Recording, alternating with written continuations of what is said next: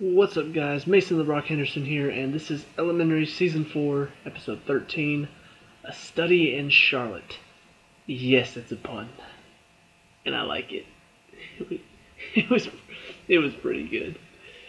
If you don't know what that is,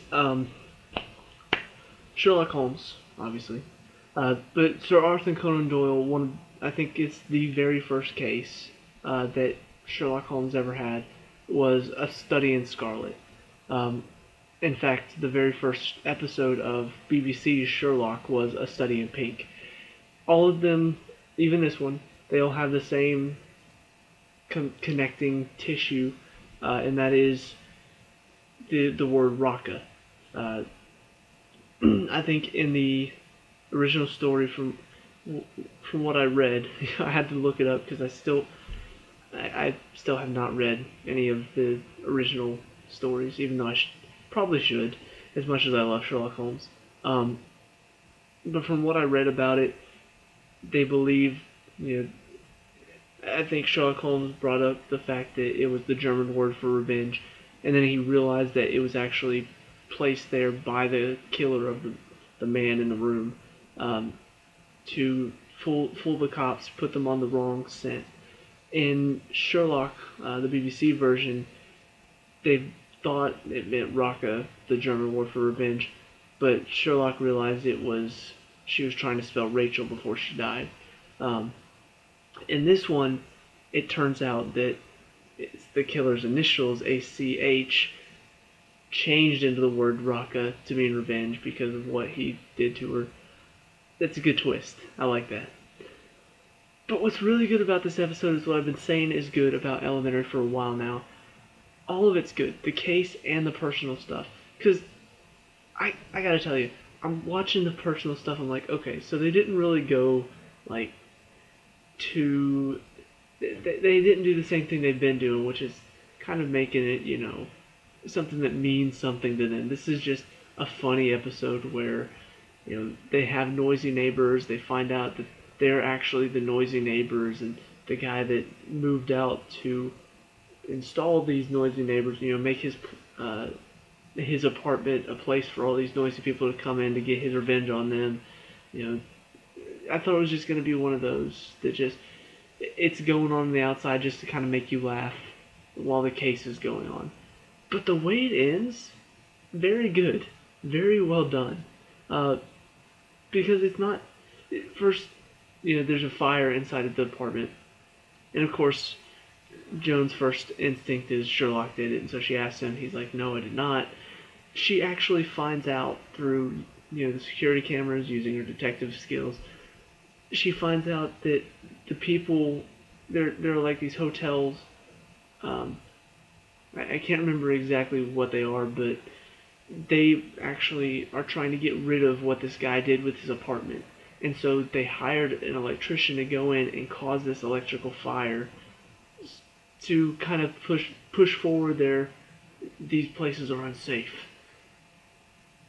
That's a good turn to take. That is a good twist to take.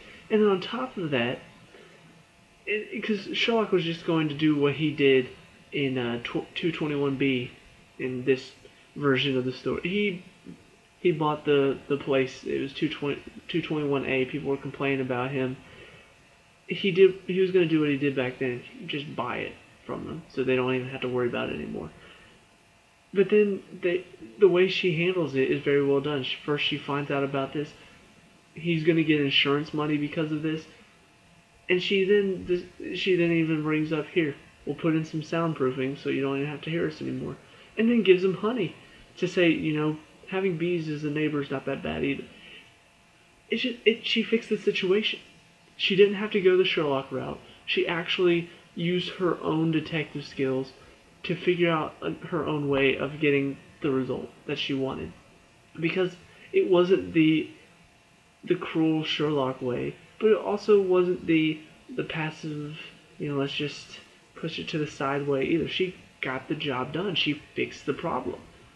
That's awesome. Especially because, she's been learning from Sherlock, so you kind of expect her to become more like Sherlock, and we've kind of seen that in her, in that she she tried so hard to not be like him, to try to have relationships around him, because she didn't want to be like him. And that was her one thing. She moved out for a little while because she didn't want to be like him. She didn't want to be like Sherlock. And in her way, she did kind of become him, but she's a more human version of Sherlock. She still makes mistakes, but she also doesn't want to just, she doesn't want to just solve her problems by just completely neglecting other people. She solves her problems while helping people out. I like that. I like that she's discovering a way to be Sherlock without being Sherlock. It's fun, and I like that. I like the fact that this story on the outside could have just been a throwaway story, but they didn't make it that. They made it mean something. That's awesome. The case itself, very interesting. You kind of, at one point I thought I knew where it was going, and I was like, okay. And then I was like, wait a minute, but there's still so much time left. What are we gonna figure out now? It was when they brought in the lady from the big company that the girl who died was trying to stop. I was like, okay, so this seems like it's right. But then the woman started answering the questions for them. Like telling them what she would have to do, even though it's clearly indicating that she had a motive. I'm like, see, normally killers at this point would just remain silent. Like, most of the time they bring in the killer, and they start talking about the killer's plan. What, not necessarily the killer's plan, but what would give them a motive. And most of the time, if they're the killer, they just kind of shut up and let them talk through it and don't really say anything. She was filling in the blanks for them. I'm like, okay, so either this woman is not the culprit, or she is a very smart culprit who is pretending not to be.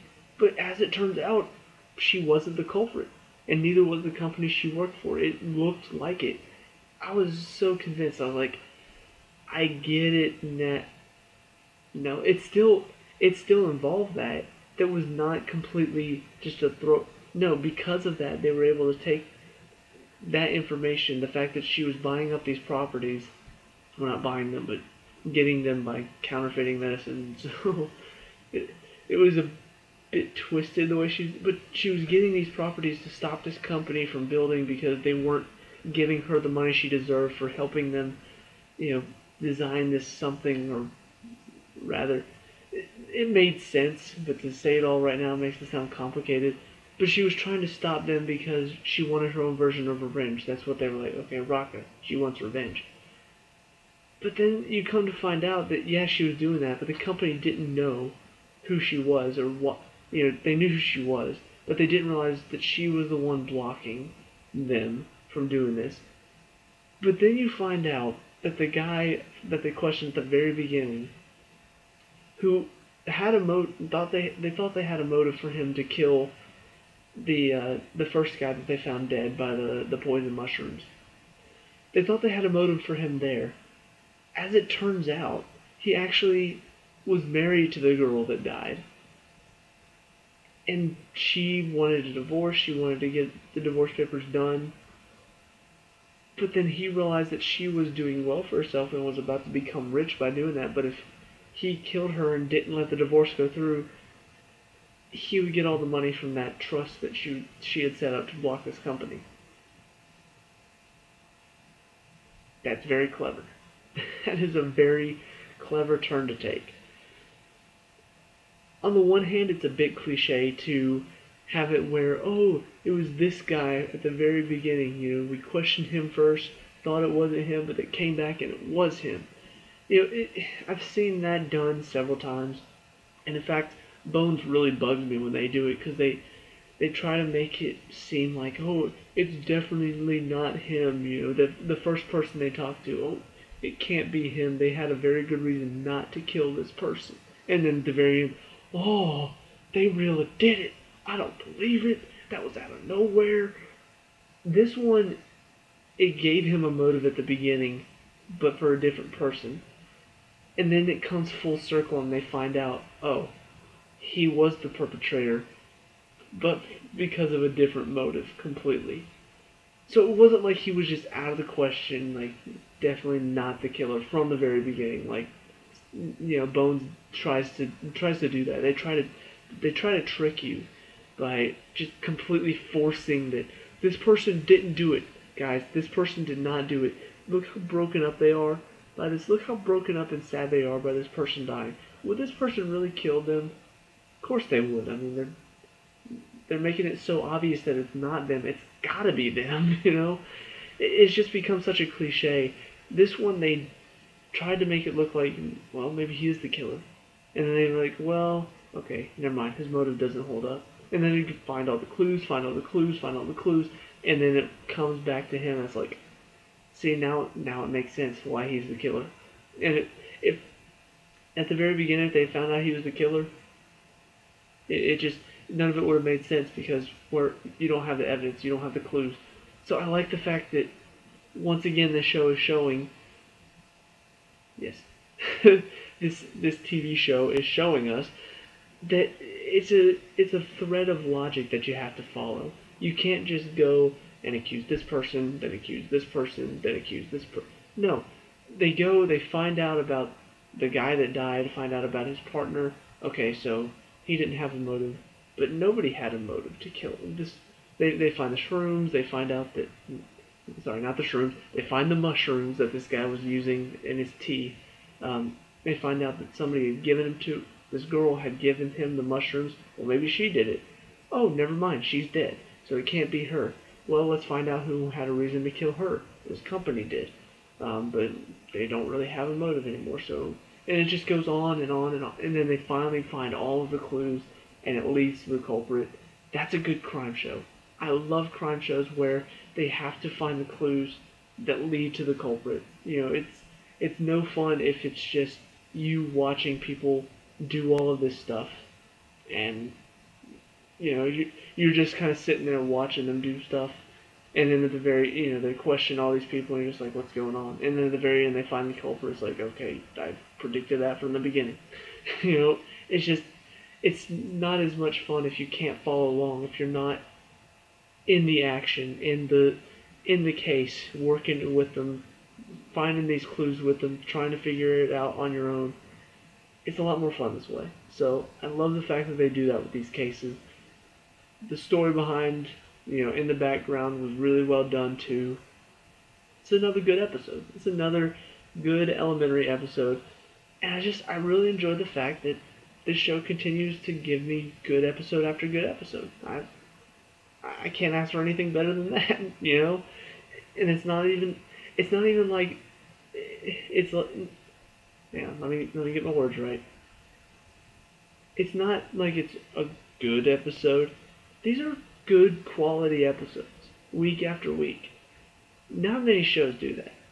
In fact, the only shows that really are able to put out good quality episodes week after week are the ones that don't have long seasons. Maybe like Fargo, 10 episodes. Every episode was great. That's a rare thing. Like, not many shows can do that. You've got Elementary that has 20-something episodes in one season. Yeah, in the past they haven't done so well, but this season so far, each episode has been a good case, good, like, character stuff going on in the background. And for the most part, I can remember most of the cases from this season. I can't say that about all the other crime shows that I watch, because some of the cases get a little bit bland and forgettable. So I like the fact that this is kind of trying to stand out and trying to make it to where each week you remember something important about the case. Each week is a case that really sticks with you and something you can enjoy. So really, really do enjoy the show. What do you think about it? Let me know down in the comments below. Let me know what you think about the previews for next week's episode. Something about Sherlock's mother. Interesting. Also, if you have any theories about Sherlock's dad and the assassination attempt, that'd be fun to talk about too. So, talk about that in the comments as well. Leave a like and subscribe for more elementary content, and I'll see you at the next review. Peace out.